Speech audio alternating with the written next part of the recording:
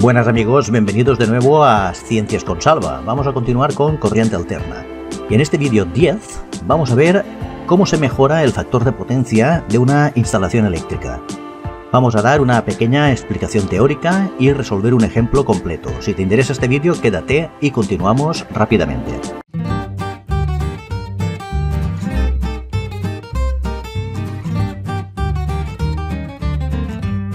La mejora del factor de potencia. La mayoría de las instalaciones industriales poseen cargas óhmicas inductivas. Nos encontraremos en las industrias transformadores, motores eléctricos, hornos y calefactores que funcionan por radiofrecuencia e iluminación fluorescente, como lámparas de vapor de mercurio, de sodio, etc. Todos estos componentes generan campos magnéticos, que estos campos, aunque son necesarios para funcionar, para hacer funcionar bien a estos componentes, son generadores de potencia reactiva inductiva. Y esta potencia se suele ceder a la red en los semiciclos negativos. Consecuencia, pues que aumenta la intensidad de las líneas de transporte, en general. Bien, pues cuanta más corriente se debe transportar desde el generador al receptor, más pérdidas por calor en las líneas de transporte, ya que las líneas son muy sensibles a la corriente eléctrica. La potencia perdida por calor viene dada por la expresión P igual a I cuadrado, que es la intensidad al cuadrado por la resistencia de la línea. Evidentemente, es un factor cuadrático de la intensidad. Las pérdidas se multiplican muchísimo. Bien, por lo tanto, debido al incremento de corriente por la energía reactiva, las compañías suministradoras de electricidad se ven obligadas a lo siguiente. Primero, aumentar la sección de los conductores y por tanto la cantidad de cobre que se utiliza en ellos, y segundo, sobredimensionar las instalaciones y los generadores. Al final, ¿cómo repercute todo esto? Pues en un aumento del precio de la instalación eléctrica, que esto realmente le pertenece a la compañía, pero la compañía lo que va a hacer es cargarnos en la factura a los consumidores ese precio, ese sobrecoste, aumentando el precio del kilovatio hora consumido. Por lo tanto, esto es una penalización que dan las compañías eléctricas a los consumidores que trabajan con excesiva potencia reactiva y generan unos factores de potencia muy bajos. Entonces, nosotros lo que tenemos que procurar en nuestra instalación eléctrica es que la potencia aparente del circuito se acerque todo lo posible a la potencia activa, porque la potencia activa es la potencia real consumida por el circuito. Es la que realmente demandamos para poderla transformar en trabajo o en calor. Pero la potencia aparente es una potencia más elevada cuando consumimos, entre comillas lo de consumir, potencia reactiva, ya que la potencia reactiva es la generada por los campos electromagnéticos para poder hacer funcionar ciertos componentes, pero que no se transforma en trabajo. Entonces, lo que pretendemos es conseguir que el factor de potencia, el coseno de phi, esté lo más cerca de la unidad. Si partimos de los ejes real e imaginario, lo que es la potencia activa o la potencia real que consumimos la representamos siempre sobre el eje real. Esta sería la potencia real de consumo. La potencia reactiva la ponemos siempre a 90 grados hacia arriba del eje real. Esa potencia reactiva sería la potencia que generan los campos magnéticos. Y, por último, la potencia aparente, que es la potencia total, la suma vectorial de las dos potencias, de la potencia activa o real más la potencia reactiva. Entonces, como he dicho, la potencia activa o real es la que consumimos totalmente y viene dada por los elementos resistivos, es decir, las bombillas incandescentes, los calefactores de resistencias, etc. Esta es la potencia real. Pero la potencia reactiva es la que es debida a los campos magnéticos de los motores eléctricos, de los transformadores y de la iluminación en general, fluorescente, vapor de sodio, etc. Muy bien. Por lo tanto, entre la potencia aparente o total y la potencia activa o real hay un ángulo phi, que ese ángulo lo que se pretende es que sea lo más cercano posible a cero. Por lo tanto, nosotros en la instalación eléctrica tenemos que intentar conseguir otro ángulo phi' que sea mucho menor, con el objetivo de conseguir que el coseno de ese ángulo sea lo más cercano a la unidad, es decir, el phi sea cero totalmente. Bien, para eso lo que tenemos que hacer es conseguir reducir la energía reactiva que estamos generando a valores más pequeños y, si puede ser, a cero. La energía reactiva objetivo, en este caso, la vamos a representar como Q', para poder conseguir una potencia aparente o total S' mucho menor. Por lo tanto, el objetivo que nosotros pretendemos es que phi', que es el ángulo objetivo, sea mucho menor que phi, que Q', que es la potencia reactiva que generamos, sea mucho menor que Q, y que S', por tanto, que es la potencia aparente total, sea mucho menor que S. Y lo ideal sería que S' fuera exactamente igual a P, a la potencia activa.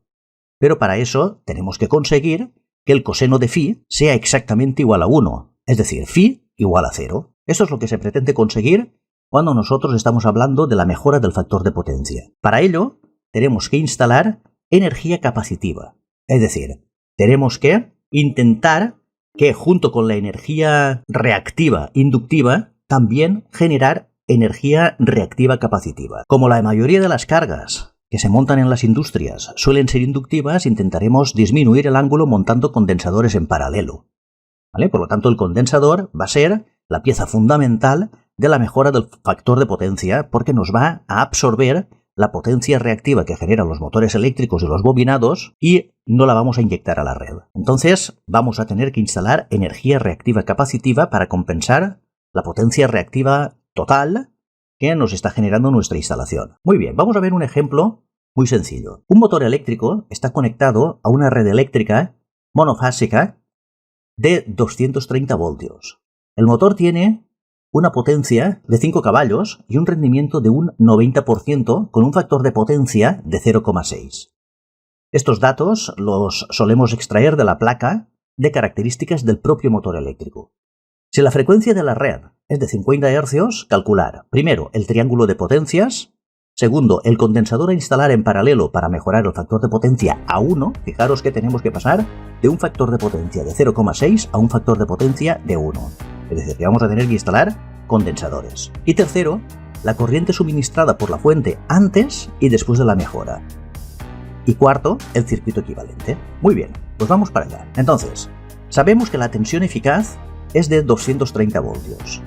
Sabemos que la potencia del motor eléctrico son 5 caballos, así como el rendimiento del motor eléctrico que es de un 90%.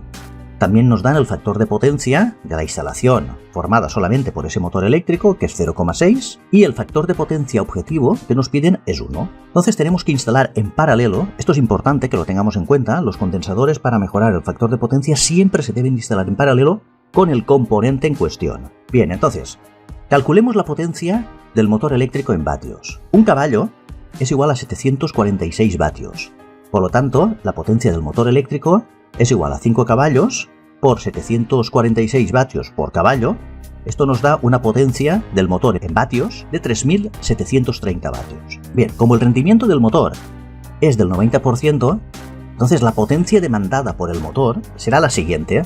La potencia demandada es igual a la potencia del motor en vatios dividido por el rendimiento del motor. Esto es igual a 3.730 vatios dividido por 0,9, que nos da 4.144,4 vatios. Esta será la potencia que demandaremos realmente para poder sacarle el máximo partido a nuestro motor eléctrico. Muy bien, seguimos. Entonces, como conocemos el factor de potencia, que es coseno de phi igual a 0,6, rápidamente con una calculadora sacamos que phi nos da un ángulo de 53,13 grados. Bien, entonces vamos a calcular a partir de este dato la potencia reactiva. Tangente de phi, si nos centramos mirando lo que es el triángulo de potencias, es igual a la potencia reactiva Q partido por la potencia activa, es decir, el cateto opuesto partido por el cateto contiguo del triángulo. De aquí sabemos que Q es igual a la tangente de phi por P, despejándolo simplemente. Y entonces podemos poner que Q es igual a la tangente de 53,13 por P, que nos había dado 4.144,4 vatios. Entonces Q nos arroja un resultado de 5.525,84 voltiamperios reactivos. Tener en cuenta que cuando estamos hablando de potencia reactiva no lo ponemos en vatios, lo ponemos en voltiamperios reactivos. Muy bien, entonces la potencia aparente total va a ser la siguiente. S es igual a la raíz cuadrada de P al cuadrado más Q al cuadrado. Esto lo sacamos del triángulo de potencias aplicando Pitágoras. Entonces, esto nos implica que S es igual a la raíz cuadrada de P al cuadrado, que son los 4.144,4 al cuadrado, más 525,84 al cuadrado, que es la potencia reactiva al cuadrado. Haciendo cálculos con una calculadora, ese nos da 6.907,31 voltiamperios. Tened en cuenta que la potencia aparente tampoco la damos en vatios, la damos en voltiamperios, porque es la potencia total. Muy bien, entonces, la potencia reactiva capacitiva a considerar es la siguiente. Nosotros tenemos que suprimir 5.525,74 voltiamperios reactivos, que es la potencia reactiva inductiva que nos genera el motor eléctrico. Por lo tanto, esta es la misma potencia que tenemos que eliminar con el condensador que queremos calcular. Muy bien, por lo tanto, la capacidad del condensador es igual a la tensión al cuadrado partido la reactancia capacitiva. La reactancia capacitiva, despejando, es igual a V cuadrado partido la potencia reactiva capacitiva. Por lo tanto, X sub C, que es la reactancia capacitiva, es igual a 230 al cuadrado dividido la potencia, que son 5.525,74 voltiamperios reactivos. Esto nos da 9,57 ohmios. Esta es la reactancia capacitiva que tenemos que instalar en nuestra instalación en paralelo con el motor eléctrico para poder suprimir la reactancia inductiva. Ya sabéis que la reactancia inductiva va para arriba, la reactancia capacitiva va para abajo y se compensan entre sí los vectores. Perfecto, por lo tanto la capacidad es igual a 1 partido 2πf por la reactancia capacitiva. De aquí, la capacidad es igual a 1 partido 2pi por 50, que es la frecuencia, por 9,57, que es el valor que hemos sacado de la reactancia capacitiva, y esto nos da 332,6 microfaradios. Esa es la capacidad del condensador que tenemos que instalar en nuestra instalación eléctrica, en paralelo con el motor eléctrico. Tenerlo en cuenta, ¿eh? Tiene que estar siempre en paralelo con el motor eléctrico. Muy bien, entonces nuestro triángulo de potencias es el siguiente. Esta es nuestra potencia activa, la que consume el motor eléctrico, que son los 4.144,4 vatios. Esta es nuestra energía reactiva inductiva, la que genera el motor eléctrico, son 5.525,74 voltiamperios reactivos, y esta es nuestra potencia aparente total antes de la mejora, que son 6.907,31 voltiamperios. Perfecto. Pues el consumo real es el del motor eléctrico, con el rendimiento del 90%, y la energía reactiva inductiva es debida al motor eléctrico. El ángulo que nos forma son 53,13 grados y esto hay que reducirlo como sea. Por lo tanto, vamos a tener que calcular un condensador para que este ángulo sea 0 y que la potencia aparente coincida con la potencia activa. Por lo tanto, potencia reactiva 0. Entonces tenemos que instalar un condensador que nos genere una reactancia capacitiva hacia abajo o una potencia capacitiva que nos compense totalmente a la potencia inductiva. Muy bien, perfecto. Entonces nuestra instalación quedaría de la siguiente manera. Pondríamos el motor conectado a la red y en paralelo con el motor eléctrico pondríamos un condensador de 332,6 microfaradios. Y aquí ya tendríamos el objetivo conseguido, que la energía reactiva producida por nuestra red e inyectada hacia afuera, hacia la red, fuera de 0. Nos la consumiríamos nosotros mismos, nos generaríamos un circuito oscilante entre el condensador y los bobinados del motor eléctrico, consumiéndonos esa energía reactiva. Muy bien. La corriente de la fuente, antes y después de la mejora. Vamos a ello. Muy bien, entonces antes de la mejora teníamos un coseno de phi igual a 0,6 y eso nos daba una potencia aparente de 6.907,31 voltiamperios. La potencia aparente es igual a voltaje por la intensidad. Por lo tanto, esos 6.907,31 voltios amperios es igual a 230 voltios por la intensidad.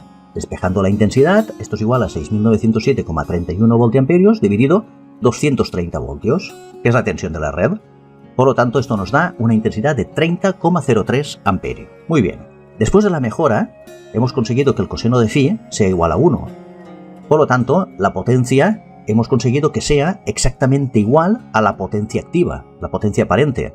Por lo tanto, la potencia aparente que tenemos que considerar es 4.144,4 vatios, que es lo que nos consume el motor eléctrico. Como la potencia aparente sube por I, ponemos que 4.144,4 vatios es igual a 230 por I. De aquí sacamos que I es igual a 4.144,4 dividido 230 y esto nos da 18,02 amperios. Fijaros qué diferencia tan bestial. Es decir, hemos conseguido un 40% de reducción de corriente en el generador a nuestra instalación. Perfecto. Ahora podemos pasar a calcular la impedancia del motor eléctrico. La impedancia del motor eléctrico es igual al voltaje dividido por la intensidad, aplicando la ley de Ohm. Por lo tanto, esos son 230 por E elevado a 0. Vamos a considerar que la tensión está en el origen de las fases, son voltios, dividido por 30,03 por E elevado a menos 53,13 grados amperios. Por lo tanto, como este es el consumo de nuestro motor eléctrico real, que nosotros nos comemos en nuestra instalación, esto nos da 7,66 por E elevado a 53,13 grados. Estos son ohmios. Perfecto. Esto si lo pasamos a forma binómica, esto es igual a 4,59 más 6,12 J ohmios. Perfecto. Entonces, en nuestra instalación, cuando no tenemos instalado el condensador, tenemos que el motor eléctrico nos está generando una impedancia de 6,12 ohmios inductivos, es decir, la reactancia inductiva que está generando son 6,12 ohmios, y una resistencia de 4,59 ohmios. Esto sería la representación simbólica del propio motor eléctrico. Y el motor eléctrico nos consume una corriente de la red de 30,03 amperios. Esto antes de la mejora del factor de potencia. Muy bien, perfecto. Vamos a calcular ahora el consumo del condensador. Viene por intensidad igual al voltaje partido por la reactancia capacitiva. El voltaje es igual a 230 voltios por elevado a 0, porque lo hemos considerado en el origen de las fases, dividido 9,57 ohmios por elevado a menos 90, porque siempre nos desfasa 90 grados hacia abajo. Por lo tanto, esto nos da un valor de 24,03 por elevado a 90 positivos amperios. Este sería el consumo del condensador. La intensidad que habíamos calculado antes era igual a 4.144,4 vatios dividido 230, y eso nos daba 18,02. Esa es la intensidad que consumimos después de la mejora del factor de potencia. El circuito con el factor de potencia corregido es el siguiente. Nosotros tenemos la fase y el neutro de la red donde hemos conectado el motor eléctrico, que viene dado por esta asociación en serie de bobina más resistencia, y en paralelo hemos puesto el condensador. Esto representa el motor eléctrico. Entonces, la intensidad que nos viene de la red es una intensidad de 18,02 amperios. Fijaros que habíamos conseguido reducir muchísimo la intensidad. Habíamos conseguido un 40% de mejora en la intensidad. De ahí, el condensador está lidiando con 24,03 amperios, que es la intensidad que hemos calculado, a través de una reactancia capacitiva de 9,57 ohmios, y el motor eléctrico lidia con una intensidad de 30,03 amperios. Tener en cuenta que esto no son sumas algebraicas. No penséis en que 24 más 30 no da 18, porque estamos hablando de sumas vectoriales, ¿vale? Tenerlo en cuenta. Bien, por lo tanto, la impedancia que genera el motor eléctrico es una impedancia de 6,12 ohmios más 4,59 ohmios. Una parte debida a la bobina del motor y la otra a la resistencia del propio bobinado, que es mínima. Muy bien, el circuito equivalente en paralelo del motor eléctrico vendría dado por lo siguiente. Fijaros, vamos a usar ahora el concepto de admitancia. El concepto de admitancia es que Y, que es la admitancia, es igual a la inversa de la impedancia. Entonces, la inversa de la impedancia es igual a 1 partido 7,66 por E elevado a 53,13 grados. Esta es la impedancia del motor eléctrico.